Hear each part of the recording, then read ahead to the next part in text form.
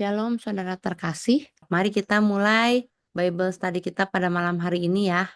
Mari kita berdoa. Tuhan Yesus yang baik, terima kasih untuk malam hari ini Tuhan. Kami bersyukur untuk kesempatan yang Kau berikan kepada kami, untuk kami boleh bersama-sama belajar Bible study pada malam hari ini. Tuhan Yesus berkati kami semua ya Bapa.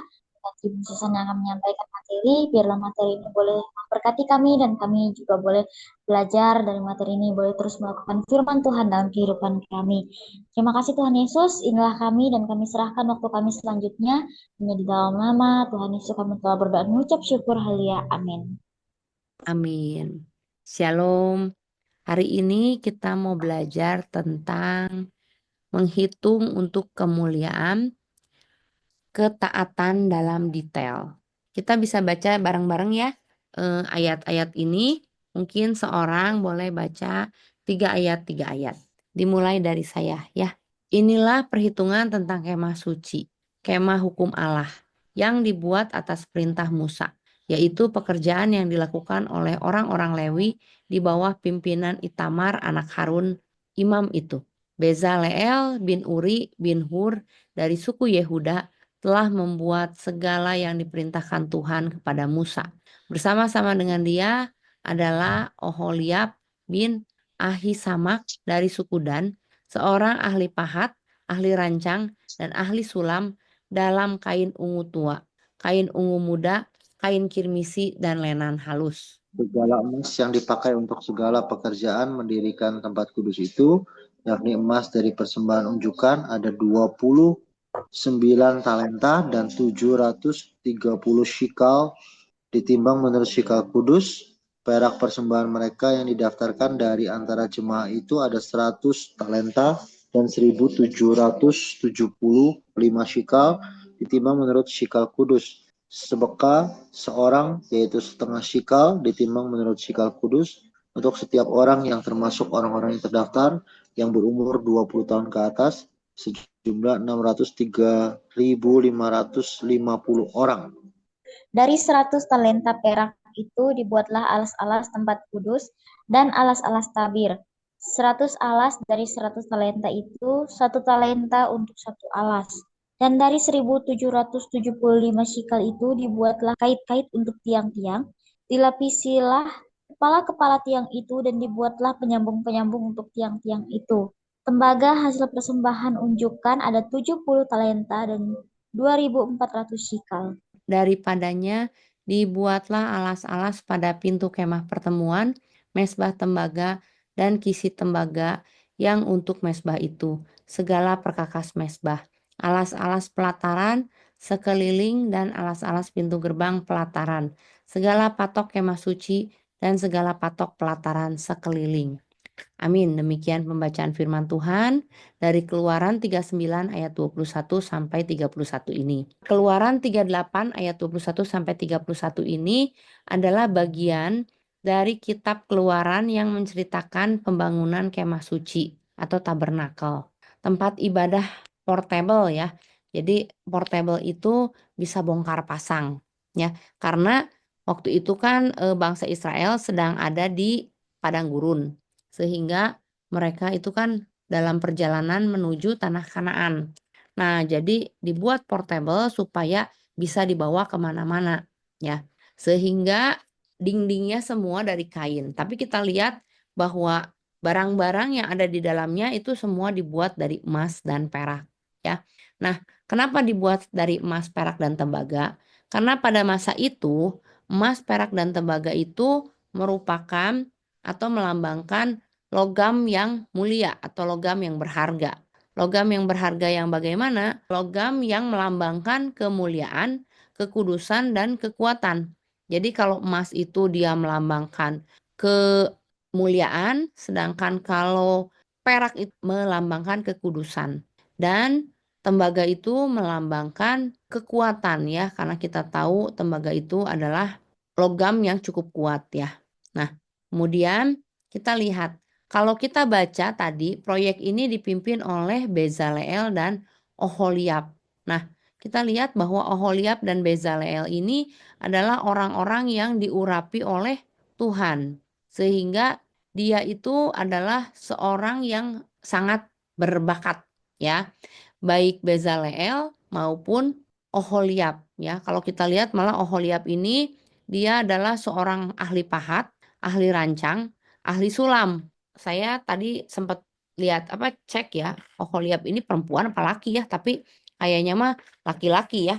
Karena dia seorang ahli pahat. Nah, biasanya ahli pahat itu kan laki-laki. Tetapi ternyata dia juga ahli sulam dalam kain ungu tua dan kain ungu muda, kain kirmisi. Jadi dia itu benar-benar bakatnya luar biasa ya dalam hard skill maupun dalam yang barang-barang yang lembut ya. Dan juga dia adalah seorang ahli rancang, artinya ahli desain ya. Kalau sekarang mungkin bisa diibaratkan sebagai seorang desainer ya. Nah, tetapi yang perlu kita garis bawahi di sini adalah kata-kata ini ya. Bezaleel ayat 22 ya, telah membuat segala yang diperintahkan Tuhan kepada Musa.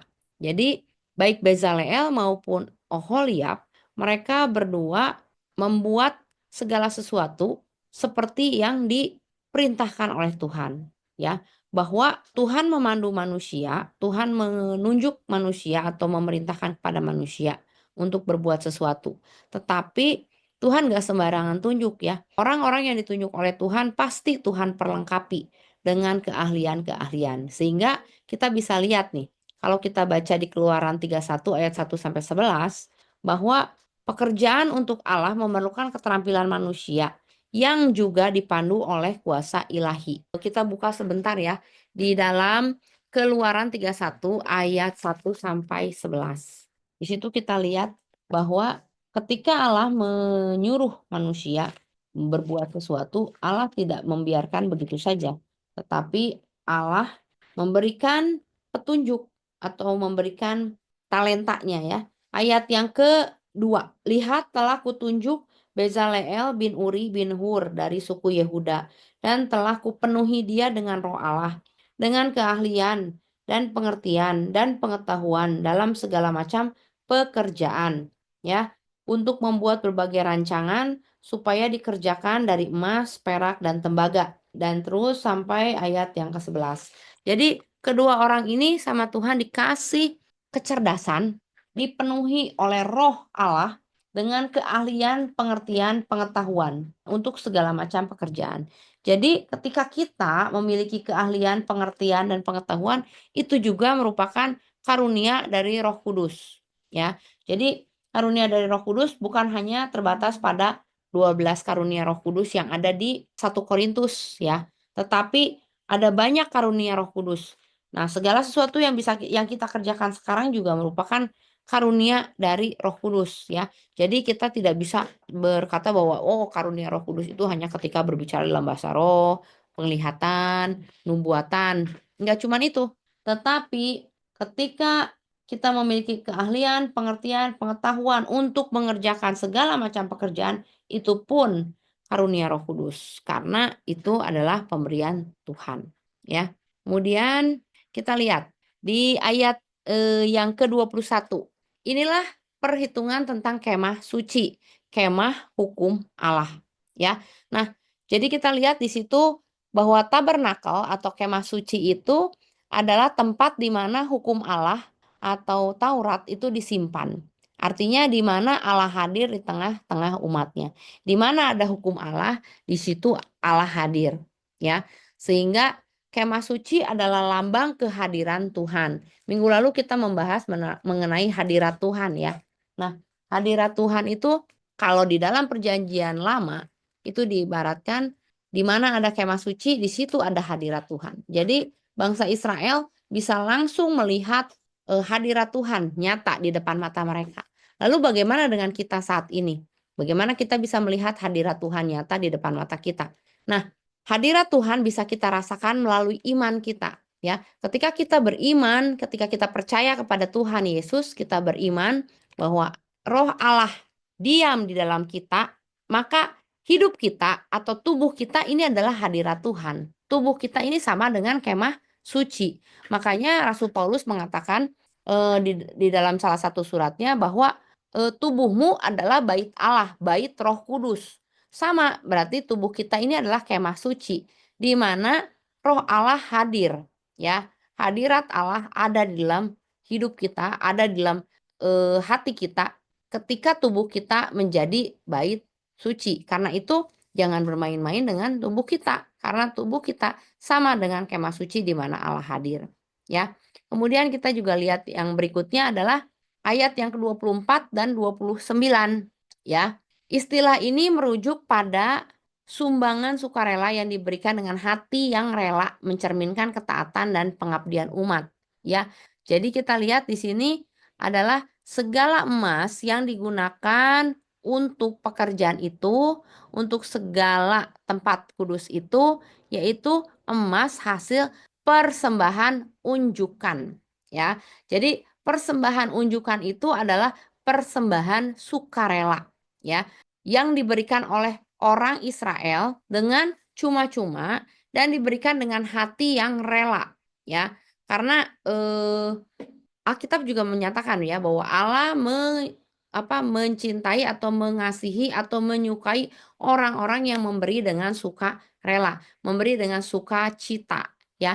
Nah, ketika kita memberi dengan kerelaan hati, mencerminkan apa? Mencerminkan ketaatan kita kepada Tuhan serta pengabdian kita kepada Tuhan, ya. Mungkin kita sering mendengar istilah bahwa tidak ada orang yang mencintai tanpa memberi. Orang bisa memberi tanpa mencintai, tetapi orang tidak mungkin mencintai tanpa memberi. Jadi ketika kita mencintai Tuhan, ketika kita mengasihi Tuhan, kita pasti mau memberi untuk Tuhan, ya. Kemudian kalau kita baca selanjutnya dari 24 sampai ke 26, ya.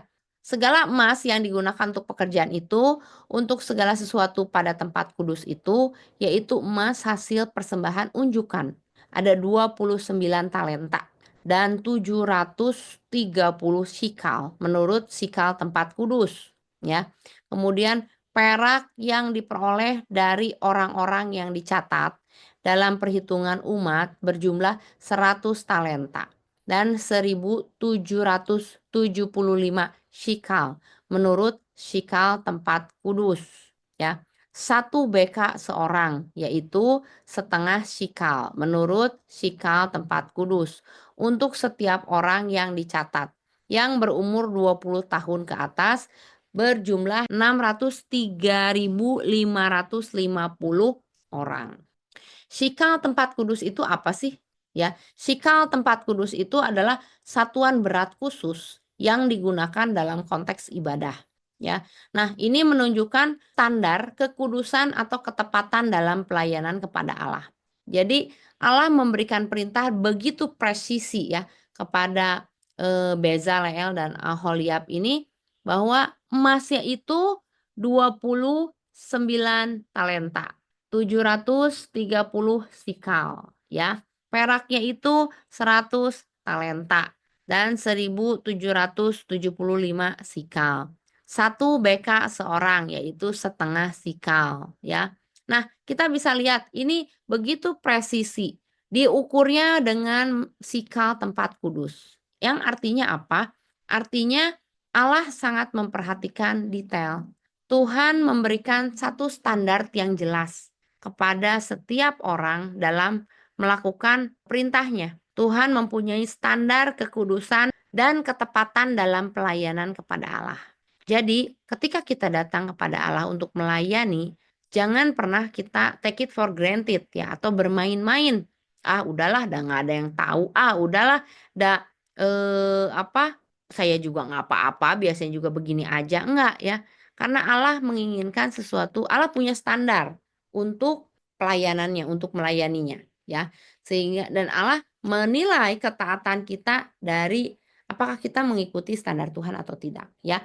Jadi makanya Tuhan tidak hanya sekedar kumpulin emas ya, kumpulin perak ya, enggak, tetapi presisi. Semua yang harus dikumpulinnya ditulis, ya. Nah, kita lihat di situ di ayat 26 ya, ada dituliskan setiap orang yang dicatat yang berumur 20 tahun ke atas, 603.550 orang. Nah, 603.550 orang ini apa? Nah, kalau kita lihat dalam Keluaran 12 ayat 37, Keluaran 12 ayat 37, kita balik lagi sebentar ya. Kita baca Keluaran 12 ayat 37. Kemudian berangkatlah orang Israel dari Ramsis ke Sukot, kira-kira 600.000 orang laki-laki, ya. Berjalan kaki, tidak termasuk anak-anak. Nah, kita lihat ini adalah kalau 3.550 orang ini udah lebih presisi dari orang-orang yang keluar dari tanah Mesir. Orang-orang yang di atas 20 tahun yang artinya sudah dewasa, ya. Dan kalau ditulis dalam Bilangan 1 ayat 46, ya, kalau kita lihat Bilangan 1 ayat 46. Nah, di Bilangan 1 ayat 46 itu lebih jelas lagi, ya. Ayat 45 dulu. Jadi semua orang Israel yang dicatat menurut suku-suku mereka, yaitu orang-orang yang berumur 20 tahun ke atas yang sanggup berperang di antara orang Israel, berjumlah berapa? 603.550 orang. Sama, ya. Nah, ini menegaskan bahwa perak berasal dari pajak setengah shikal, ya. Yang tadi kan di situ dicatat di ayat 26, ya. Setengah shikal menurut shikal kudus berasal dari pajak setengah shikal per orang dewasa laki-laki, ya. Nah, jadi kita lihat di sini, ya. Kalau kita baca lebih teliti, di situ ada tuh. Dan dari 1.775 shikal itu dibuat kait untuk tiang-tiang, dilapisi kepala tiang itu, dibuatnya penyambung pada tiang itu. Tembaga hasil persembahan unjukan ada 70 talenta dan 2.400 shikal. Daripadanya, ya, dari si tembaga itu dibuat apa? Pintu kemah pertemuan, mesbah tembaga, dan kisi tembaga yang untuk mesbah itu dari perkakas mesbah, ya. Alas-alas pelataran sekeliling dan alas-alas pintu gerbang pelataran. Segala patok kemah suci dan segala patok pelataran sekeliling. Nah, teman-teman sekalian, kita lihat di sini ada emasnya 29 talenta. Ya, tadi kita baca di atas, ya. 29 talenta dan 730 shikal. Nah, kalau kita cek ini kira-kira 1 ton. Bayangin 1 ton emas. Coba dibandingkan dengan sekarang, harga emas berapa? Berdasarkan harga emas hari ini, 1 gram emas dihargai sekitar Rp1.741.620. Jadi nilai 1 ton emas adalah sekitar 1,741 triliun rupiah. 1,7 T berarti dalam membuat kemah suci, ya. Nah, ini digunakan untuk benda-benda kudus seperti tabut perjanjian dan perlengkapannya, ya. Nah, makanya kalau kita baca sejarah, sering mungkin ya nonton film kayak Indiana Jones dan lain-lain, kita melihat ada banyak orang memperebutkan kemah, memperebutkan tabut perjanjian. Kenapa? Karena tabut perjanjian itu benar-benar disalut dengan emas semuanya, ya. Bayangkan. Nah, kemudian peraknya ada 100 talenta dan 1.775 shikal, sekitar 3,4 ton, ya. Digunakan untuk alas dan kait-kait. Nah, apa itu lambang dari perak? Perak itu melambangkan penebusan, ya. Kalau kita baca dalam Keluaran 30, ya. Keluaran 30 ayat yang ke-12. Ini mengenai uang pendamaian, ya. Kita lagi kemarin dalam bulan kemarin kita membaca mengenai uang pendamaian. Tuhan berfirman kepada Musa, apabila engkau menghitung jumlah orang Israel pada waktu mereka didaftarkan, maka haruslah mereka masing-masing mempersembahkan kepada Tuhan uang pendamaian karena nyawanya pada waktu orang mendaftarkan mereka, supaya jangan ada tulah di antara mereka pada waktu pendaftarannya itu. Berapa uang pendamaiannya? Inilah yang harus dipersembahkan tiap-tiap orang yang akan termasuk orang-orang yang terdaftar itu setengah shikal ditimbang menurut shikal kudus. Shikal ini 20 gera beratnya. Setengah shikal itulah persembahan khusus kepada Tuhan. Jadi persembahan perak ini sama dengan uang pendamaian untuk menebus nyawa. Berarti di dalam kemah suci juga kita bisa lihat bahwa peran penebusan itu juga sudah ada. Kemudian kita lihat tembaga. Tembaganya itu dibuat dari 70 talenta dan 2.400 shikal, sekitar 2,4 ton. Ya, dan ini digunakan untuk mezbah bagian luar yang apa? Yang melambangkan penghakiman atas dosa. Ya, karena itu kan dibuatnya untuk sebagai alas pada pintu kemah pertemuan, mezbah tembaga, kisi-kisi tembaga. Nah, mezbah dan bagian luar ini melambangkan penghakiman atas dosa ya, tembaga ini. Jadi kalau kita lihat apa yang kita pelajari dari perikop ini, dari Keluaran 38 ayat 21 sampai 31 ini ya. Kita lihat bahwa yang pertama kita belajar ada ketaatan terhadap perintah Allah ya. Nah, kita lihat laporan ini menunjukkan bahwa Israel melaksanakan perintah Allah dengan teliti. Setiap detail dari jumlah bahan sampai ke penggunaannya mencerminkan kepatuhan total terhadap rancangan ilahi. Ini menggambarkan bahwa ibadah kepada Allah harus dilakukan sesuai dengan kehendaknya, bukan kehendak manusia. Ya, kita lihat begitu presisi Allah memberikan perintah dan begitu detail, begitu presisi Bezaleel dan Aholiab melakukannya. Sehingga kita tahu bahwa ketaatan terhadap perintah Allah bukan hal yang bisa ditawar, bukan hal yang bisa dinegosiasi. Ketaatan kepada Allah itu adalah segala-galanya, ya. Karena buat Allah dia lebih menyukai ditaati daripada korban persembahan bahkan, ya. Buat Tuhan ketaatan itu di atas semuanya, ya. Dan salah satu contoh ketaatan yang luar biasa adalah ketaatan Yesus. Yesus begitu taat sampai mati di kayu salib. Karena apa? Karena dia taat akan perintah Bapa. Dari situ kita bisa belajar bahwa ketaatan Allah bukan sesuatu yang bisa kita nego atau bisa kita tawar. Nah, yang kedua, apa yang bisa kita pelajari? Partisipasi umat. Ya, kita lihat di sini tadi ada 603.000 ya. Artinya apa? Itu sama dengan orang-orang dewasa yang keluar dari Mesir. Kan tadi ada kan hitungannya 600.000 orang laki-laki. Belum perempuan, belum anak-anak. Tetapi kita anggap aja itu orang dewasa semua ya.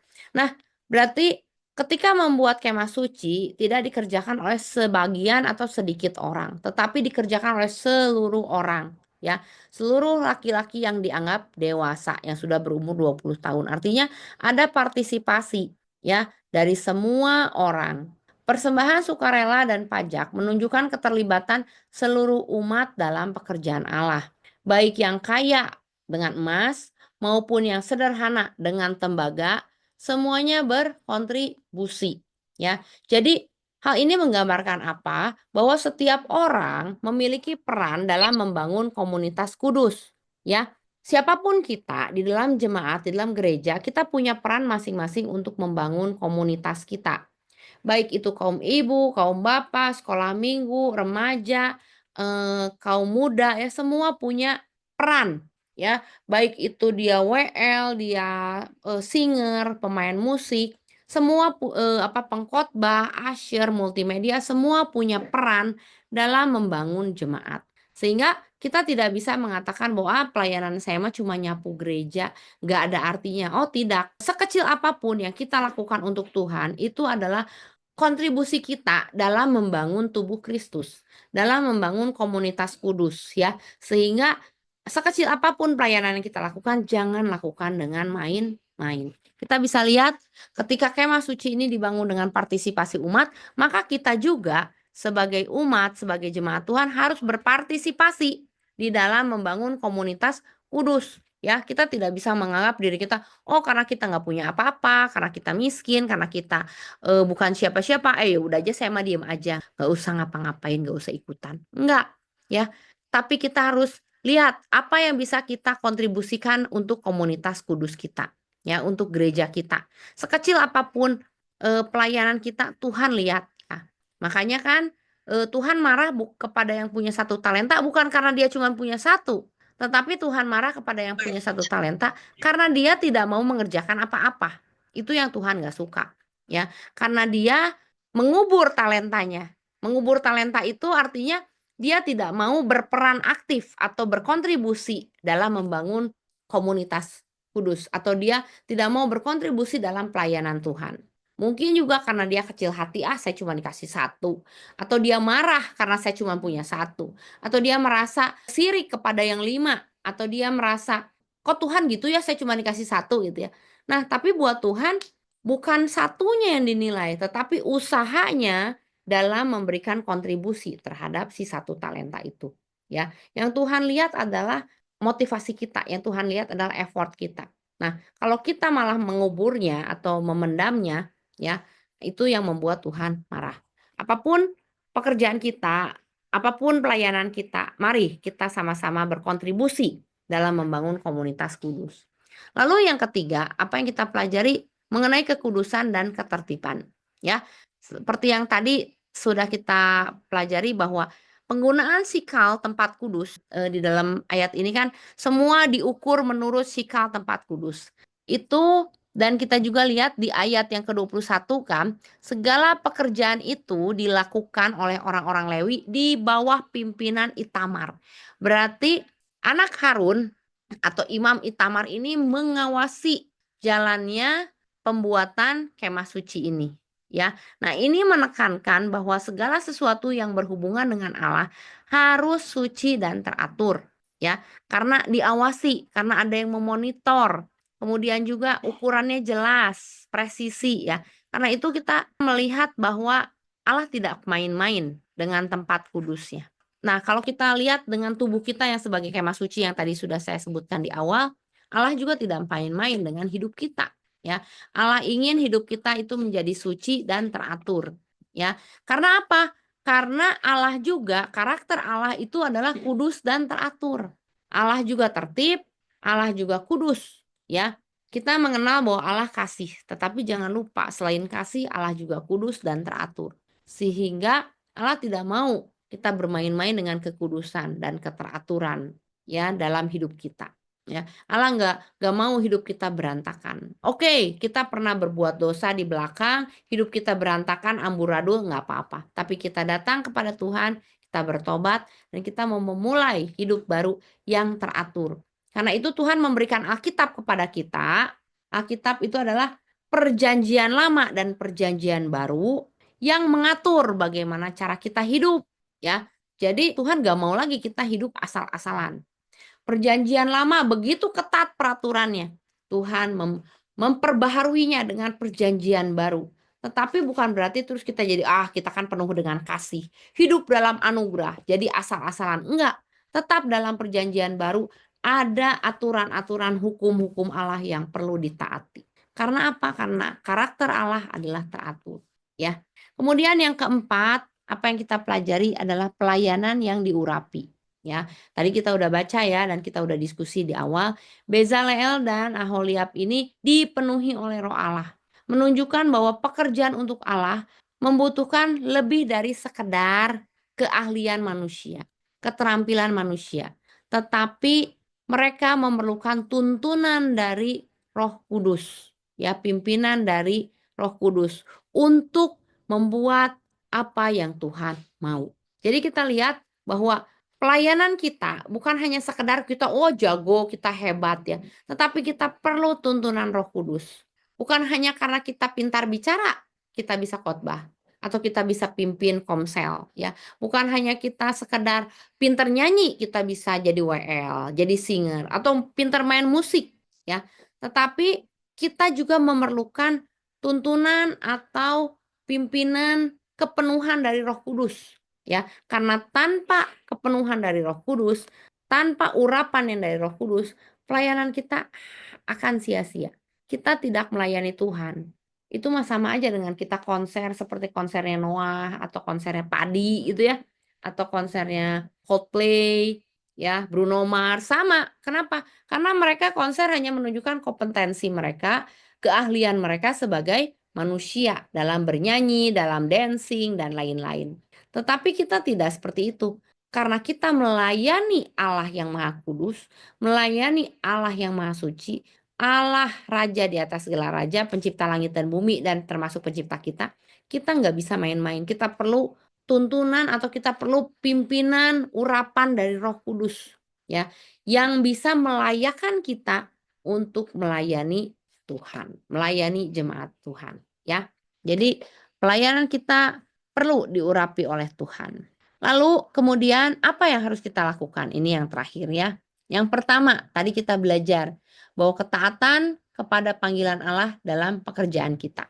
Ya, dalam setiap pekerjaan kita tadi saya udah uraikan, kita perlu belajar untuk taat kepada Tuhan. Ya, pekerjaan itu nggak bicara soal pekerjaan di gereja aja, bukan soal yang namanya pelayanan itu bukan cuma di gereja, tapi seluruh pekerjaan kita juga adalah pelayanan. Baik kita jadi manajer, baik kita jadi IT, baik kita dagang, punya toko, jadi konsultan, apa jadi apapun ya, semua pekerjaan itu adalah pelayanan kita. Dan itu adalah panggilan ilahi, bagian dari panggilan Tuhan, bagian dari callingnya Tuhan kepada kita ya. Jadi setiap orang percaya dipanggil untuk melakukan pekerjaan mereka. Nah, ketika kita dipanggil oleh Tuhan seperti tadi Bezaleel dan Aholiab untuk melakukan pekerjaannya, apakah kita mau melakukannya dengan asal-asalan? Enggak, ya. Karena Tuhan memanggil orang yang mau dan Tuhan akan berikan kemampuan untuk apa? Untuk menghasilkan pekerjaan-pekerjaan sesuai dengan kehendak Tuhan. Memberikan dampak kepada orang banyak, ya. Nah, karena itu ketika kita melakukan pekerjaan kita, marilah kita lakukan pekerjaan kita dengan taat. Seperti Bezaleel dan Aholiab ini melakukan pekerjaannya dengan taat kepada Allah, ya. Contohnya, bagaimana kita taat dalam pekerjaan kita di kantor misalnya. Ya kita jujurlah dalam pekerjaan kita. Ya kalau masuknya jam 8 ya jam 8, jangan telat. Kalau kita waktu istirahatnya cuma 1 jam ya 1 jam. Jangan lebih-lebihin. Dalam laporan keuangan, dalam apa, jujurlah dalam bekerja. Ya. Kalau misalnya memang itu pekerjaan kita ya kita klaim itu punya kita. Tapi kalau misalnya kita itu bukan hasil karya kita ya jangan kita klaim sebagai hasil karya kita. Ya, kadang-kadang di kantor suka ada ya yang kayak gitu ya, tusuk-tusukan atau sikut-sikutan. Nah, kita nggak perlu ikutan. Ya, kenapa? Karena kita taat kepada Allah. Ya, taat sebagai anak Allah. Ya, nah ketika kita melayani pekerjaan kita atau melayani atasan kita dengan kasih, itu juga menunjukkan ketaatan kepada Allah. Maksudnya gimana Ci mengasihi atasan kita teh? Ketika kita bekerja dengan sepenuh hati, dengan segenap hati, sesuai dengan apa yang misalnya nih ya, Mai tolong buatkan ini, contoh ya, contoh. Mai tolong buatkan nasi goreng, contoh ya, Tante minta tolong sama Maira bikin nasi goreng pagi-pagi. Nah, kalau Maira melakukannya dengan segenap hati, ya, sebagai bentuk ketaatan kepada Allah, karena Alkitab juga mengatakan, segala pekerjaanmu lakukanlah seperti untuk Tuhan, bukan untuk manusia. Nah, kita lakukannya dengan segenap hati. Kasih bumbunya yang benar, ngaduknya yang rata, telurnya yang benar. Oh, nasi segede gini telurnya 2. Oke, jadi ketika dirasa enak. Ketika enak semua orang, wah Maira nasi gorengnya luar biasa mantap. Semua happy. Ya, yang makan happy, Mairanya juga yang masak senang. Kenapa? Karena dipuji. Ya. Nah, ketika kita melayani dengan kasih, itu juga bentuk ketaatan kepada Allah. Coba kalau kita melayani atau bekerja dengan tanpa kasih, ya kita merasa terpaksa. Apa sih pagi-pagi udah disuruh bikin nasi goreng nih. Jadi kesel aku. Nah, lalu bikin asal-asalan, masukin telur seenaknya, sampai ada kulit telur di dalam nasi goreng, misal contoh ya, Mai. Kemudian juga masukin garam yang nggak rata, ngaduknya nggak rata, jadi sebagian asin, sebagian nggak ada rasa. Nah, ketika kita melakukannya dengan asal-asalan karena kita tidak taat kepada Allah, maka hasilnya bagaimana? Ya bisa tahu sendiri ketika dicoba, apalagi cobanya sama saya. Nah, apa ini teh kayak nggak ada rasa ya? Wah, langsung ya. Ya udah kerja 2 kali, ya terus nggak enak, ditegur dan lain-lain ya. Makanya ketika kita bekerja, anggaplah itu sebagai ketaatan kepada Allah sehingga kita bekerja dengan sepenuh hati ya. Jadi pekerjaan bukan hanya sekedar untuk mencari nafkah, tetapi juga merupakan sarana untuk memuliakan Tuhan. Dimanapun kita bekerja, itu adalah sarana untuk memuliakan Tuhan. Kemudian yang kedua, memberi yang terbaik dalam pelayanan. Ya, yang tadi udah saya uraikan panjang lebar ya. Umat Israel memberikan emas, perak, tembaga ya, harta berharga mereka. Kemudian si Bezaleel dan Aholiab ini memberikan keterampilan, bekerja dengan keterampilan yang terbaik ya. Jadi kita juga dalam bekerja saat ini ya. Mari kita berikan yang terbaik. Berikan kualitas pekerjaan kita yang baik, ya. Berikan usaha yang maksimal. Banyak anak-anak Gen Z ya, saya sering dengar ngomong gini, "Saya mah hanya mau bekerja sesuai dengan apa saya dibayar. Kalau saya cuma dibayar 4 juta ya sudah saya bekerja saja 4 juta, jangan mengharapkan saya bekerja lebih." Nah, ya, kadang-kadang saya tuh pengen ketawa ya sama yang kayak gitu. Saya nggak tahu apakah itu memang dulu Gen Y nggak kayak gitu, atau Gen X nggak kayak gitu ya, terus tapi Gen Z dan Gen Alpha sekarang seperti itu, tapi saya nggak percaya gen-genan ya. Menurut saya semua orang percaya, semua orang Kristen, ketika dia taat kepada Tuhan, dia pasti memberikan yang terbaik dalam pelayanan. Ketika dia mau memberikan yang terbaik buat Tuhan, dia pasti memberikan yang terbaik buat pekerjaan, ya. Jadi karena ketika dia bekerja, dia sama seperti bekerja buat Tuhan, ya. Misalnya ketika kita, seorang murid, ya, maka kita akan memberikan yang terbaik buat Tuhan. Bikin PR yang betul, terus udah gitu lakukan presentasi dengan betul, ya. Kemudian kalau kita seorang manajer atau seorang pegawai di, pabrik gitu ya, di kantor, mari kita bekerja dengan baik. Ketika kita disuruh, contohnya misalnya IT gitu ya, membuat program, buatlah program yang baik. Kenapa? Karena kita bekerja untuk Tuhan. Mau nanti dipuji sama atasan atau tidak dipuji oleh atasan, at least ketika kita bekerja dengan maksimal, memberikan kualitas yang terbaik, kita sendiri sudah puas, ya. Karena kita tahu saya sudah mencurahkan semuanya, ya. Dan ketika kita bekerja dengan baik, memberikan yang terbaik, sama seperti kita memberikan persembahan kepada Allah, ya. Itulah persembahan ujukan, memberikan persembahan yang terbaik dengan sukarela, ya. Nah, kemudian yang ketiga adalah kolaborasi dalam tim untuk tujuan yang lebih besar, ya. Kita lihat kan tadi kalau di ayat 21 dikatakan apa? Pekerjaan yang dilakukan oleh orang-orang Lewi di bawah pimpinan Itamar. Berarti kan nggak mungkin itu kemah suci segede gitu dibikinnya sama 1 atau 2 orang kan, atau 3 orang sama Itamar doang, enggak kan. Mungkin yang pimpinannya Itamar, di bawah Itamar tuh ada Bezaleel dan Aholiab, di bawahnya ada lagi tuh Lewi-Lewi yang lain.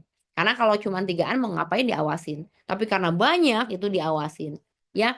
Nah, pembangunan kemah suci kan pasti melibatkan banyak peran, betul? Ada imam, ada pengrajin, juga ada umat, baik yang ngumpulin maupun yang ngelebur, ya, si mas-mas itu pasti dilebur untuk dibentuk menjadi tabut perjanjian kah, jadi baskom, pembasuhan kah, dan lain-lain. Nah, kalau kita lihat di hari ini dalam dunia kerja kita juga sebagai orang percaya, ya, kita dituntut untuk bisa menerapkan kolaborasi dalam tim, ya, bukan hanya orang luar aja yang belajar teamwork, ya, tetapi kita juga sebagai orang percaya bagian dari tim tersebut harus teamwork, ya, bekerja bersama-sama gitu ya. Jadi butuh kerendahan hati untuk bekerja dalam tim, untuk berkolaborasi dalam tim, ya. Ketika kita jadi pemimpin, memimpinlah dengan rendah hati, ya. Memimpin dengan rendah hati artinya apa? Kita mau peduli dengan bawahan kita, ya, kita mau care. Dia bisa nggak ya ngerjainnya? Kita tanya. Kalau misalnya kita jadi bawahan, kita kerjakan dengan rendah hati. Kalau ada yang nggak ngerti ya kita tanya. Ya kita lapor sama atasan kita. Kemudian juga sebagai pimpinan, kita juga belajar untuk menghargai kontribusi setiap anggota tim. Nah, kenapa? Karena setiap anggota tim itu berharga. Kemudian juga mengarahkan tujuan bersama untuk kebaikan yang lebih besar, ya. Bukan untuk kepentingan pribadi, tetapi juga untuk kepentingan bersama. Lalu yang keempat, integritas dan ketelitian dalam detail. Kita lihat tadi yang soal orang ya, dia menurut Syikal Kudus ya. Kita lihat bahwa detail itu berbicara tentang apa? Integritas dan akuntabilitas. Ya, bagaimana kita sebagai orang-orang yang bekerja di masa sekarang menjaga integritas kita, ya. Kita sering dengar di luar sana ya, banyak korupsi lah, terus juga banyak yang lain-lain ya. Malah terakhir kemarin saya bilang, saya baca, nggak tahu benar nggak tahu enggak ya, saya baru cuma baca sekilas bahwa ada patung kura-kura, budgetnya itu berapa M gitu ya, ternyata dibikin hanya dari kardus, apa dari triplek itu saya nggak ngikutin, tapi kan itu sama dengan penipuan ya. Nah, yuk kita sebagai orang percaya, mari kita jaga integritas kita. Ya, hindarilah korupsi, catat keuangan dengan jujur, dan juga lakukanlah pekerjaan kita dengan disiplin. Kalau kita janji selesai dalam 2 hari, ya 2 hari. Kalau kita janji selesai dalam 3 hari, ya 3 hari, ya. Kalau kita janji, kita akan bereskan laporan dalam 2 jam, ya dalam 2 jam, gitu ya. Jadi, kemudian juga ketika kita di toko nih, atau kita pengusaha, kita juga harus mempunyai bisnis yang transparan, adil, ya, mencerminkan karakter Allah, ya. Allah kita dapat dipercaya. Kenapa? Ya karena kita beriman kepadanya. Maka biarlah kita juga sebagai anak-anaknya dapat dipercaya. Kemudian yang kelima, mengandalkan kuasa roh dalam pekerjaan ya. Tadi saya udah bahas ya, cukup panjang lebar bahwa Bezalel dan Aholiab ini orang-orang yang diurapi roh Allah. Ya, karena itu jangan lupa setiap kita bekerja minta pimpinan Roh Kudus, minta pimpinan roh Allah untuk setiap langkah pekerjaan kita. Karena bagaimana kita dealing sama orang, ketemu orang itu perlu tuntunan Roh Kudus. Dan yang keenam, yang terakhir, pekerjaan sebagai ibadah dan dampak komunitas. Apa artinya? Ya. Ayat 27, dari 100 talenta perak dibuat alas-alas tempat kudus. Jadi semua bahan itu emas, perak, dan tembaga dibuat untuk membangun tempat kediaman Allah, kemah suci, betul? Nah, kemah suci dibangun untuk kemuliaan Allah dan kebaikan umat. Nah, jangan lupa saya sudah katakan tubuh kita ini adalah kemah suci, hidup kita ini adalah kemah suci. Maka hidup kita dibangun untuk kemuliaan Allah dan untuk kebaikan umat, ya. Jadi kita juga harus membangun hidup kita yang mempunyai dampak buat orang-orang di sekeliling kita, ya. Hidup kita bukan hanya sekedar untuk diri kita, tetapi hidup kita adalah buat sekeliling kita, buat keluarga kita, buat jemaat orang-orang saudara seiman kita di gereja, buat saudara kita di pekerjaan ya, rekan-rekan kita di pekerjaan, baik di masyarakat ya. Jadi kita sebagai orang percaya juga harus tahu posisi kita dalam masyarakat. Mari kita memberikan dampak positif untuk komunitas dimanapun kita berada. Ya sama seperti Titus menuliskan, Tuhan menempatkan saya di sini untuk suatu maksud, maka kita juga melihat hidup kita ditempatkan di kota Bandung ini, di Cimahi, di Padalarang, dimanapun kita berada untuk suatu maksud. Apa? Membawa dampak positif bagi komunitas kita. Ya, biarlah apa yang udah kita sharingkan pada malam hari ini menjadi satu perenungan buat kita ya, supaya kita sadar bahwa ketika kita membaca Keluaran ini nggak cuma sekedar, "Oh, apa sih ini isinya cuma emas, perak, dan tembaga," tetapi kita tahu bahwa apa yang dituliskan di sini adalah perintah Tuhan yang harus kita taati, ya. Pelajaran atau hukum yang Tuhan mau kita tahu, kita pelajari sehingga kita bisa melakukannya. Baik, terima kasih semuanya. Kalau tidak ada yang mau ditanyakan harusnya mah aman ya, karena sudah cukup jelas. Kalau gitu mungkin kita bisa akhiri Bible study kita pada malam hari ini. Kita berdoa. Kami bersyukur dan berterima kasih Bapa atas segala berkat kasih Tuhan dalam kehidupan kami. Ajari kami untuk selalu ya Tuhan memberikan yang terbaik bagi Tuhan, melakukan yang terbaik, dan sesungguhnya dengan segala ketulusan dan kebersihan hati kami kepadamu ya Tuhan. Maka kami percaya Tuhan akan memberkati setiap pekerjaan kami, baik pekerjaan di kantor, baik pelayanan gereja, pelayanan bagi jiwa-jiwa. Karena kami memberikannya dengan segala ketulusan dan kebersihan hati kami. Tuhan, terima kasih Roh Kudus, pimpin kami hamba-hambamu, anak-anakmu, untuk senantiasa mengerti apa yang menjadi kehendak-Mu dalam kehidupan kami. Pakai setiap hamba-hambamu yang pada saat ini, ya Tuhan, hadir di dalam PA ini. Agar kami bukan hanya mendengar, tapi kami mau menjadi pelaku firman Tuhan. Terima kasih Bapak, terima kasih. Ntar kami mau istirahat untuk bungkus lindungi kami. Dan pagi hari kami bangun dengan kesegaran yang daripada Tuhan. Dekati hamba-Mu, Susan yang sudah Tuhan pakai dan sudah diurapi untuk memberikan ya Tuhan pelajaran tentang pekerjaan-Mu tabernakel ya Tuhan. Terima kasih Bapa. Terpujilah nama-Mu kekal selamanya. Dalam nama Tuhan Yesus, berkati kami semua dengan berkat damai sejahtera, kasih sayang-Mu dan sukacita persekutuan di dalam kasih-Mu Tuhan.